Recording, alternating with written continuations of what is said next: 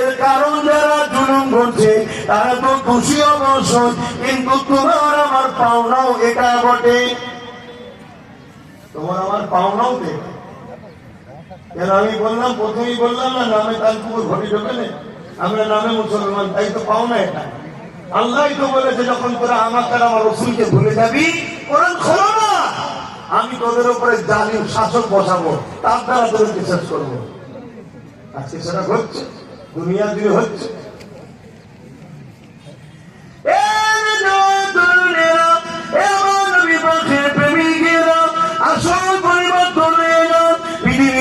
চেষ্টা করুক না কেন, মনে রাখবেন হালাকু খান চেষ্টা করেছিল, চিঙ্গিস খান চেষ্টা করেছিল, মুসো চেষ্টা করেছিল, হতভাগা আকবর চেষ্টা করেছিল, যুগে যুগে এইভাবে অনেক জালিম চেষ্টা করেছে, সবাইকে আল্লাহ মিটিয়ে দিয়েছে।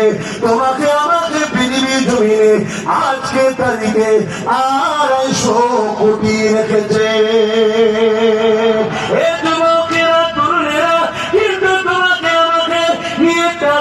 করতে হবে তোমার আমার মনে, যখন আল্লাহ নূর নবীকে করেছে, তুমি যা করবে নবীকে দেখো, নামাজ পড়বে নবীকে দেখো, রোজা রাখবে নবীকে দেখো, হজ করবে নবীকে দেখো, যাকাত দেবে নবীকে দেখো, এক কথাই নবী তোমার আমার মনে।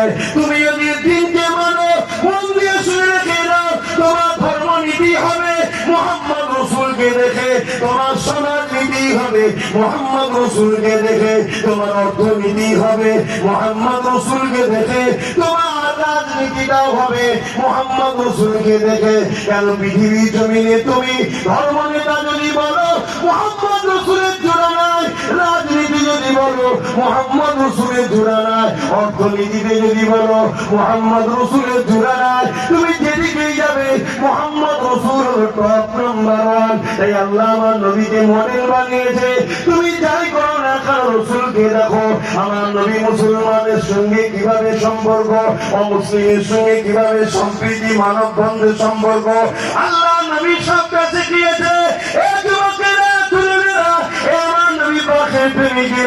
আমার নবী পাকের একজন ছাত্র হযরত ওমর ফারুক রাদিয়াল্লাহু তাআলা আনহু, তিনি এমন ঘুরে দেখা যায় এমন সময়তে রাত্রিতে ছদ্মবেশে বেরিয়ে পড়েছে, কারণ আপনি পৃথিবীর খলিফা, তিনি ঘুরে ঘুরে দেখতে লেগেছে আমার প্রজাদের অবস্থাটা কি, আমার প্রজারা কি হালে রয়েছে। এই ঘুরে দেখতে দেখতে দেখতে দেখতে দূর এক জায়গাতে চলে গেল, সেখানে যাওয়ার পরে রেখে গভীর রাত্রি একটা বাতি জ্বলতে লেগেছে আর দুটো বাচ্চা কাঁদতে লেগেছে। হযরত ফারুক আযম কান পাতলে, ওই কান পাতার পরে দেখতে লেগেছে বাচ্চাগুলো খোদা জলে কাঁদতে লেগেছে। আর এই বাড়ির মা বাচ্চাগুলোকে সান্ত্বনা দিতে লেগেছে আর বলতে লেগেছে, বাবা সবল করো বাবা, খানা তৈরি হচ্ছে বাবা, এখনই দেওয়া হবে বাবা। এমন করে দেখতে লেগেছে পাত্রের কোনো খাবারই নাই, পানি বসিয়ে চুলাতে ধরিয়ে রেখেছে, বাচ্চাকে সান্ত্বনা দিতে লেগেছে। হযরত ওমর ফারুক এই দৃশ্য দেখে তিনি বাইতুল মাল চলে এলেন, অর্থাৎ যেখানে খাদ্য ভান্ডার রয়েছে সেই জায়গা থেকে খাবারটা নিয়ে গিয়ে হযরত ওমর ফারুক এমন করে সেই লোকটাকে দিয়ে যাচ্ছে।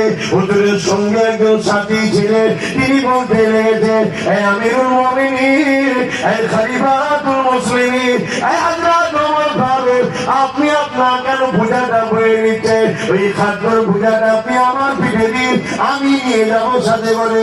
হযরত ওমর ফারুক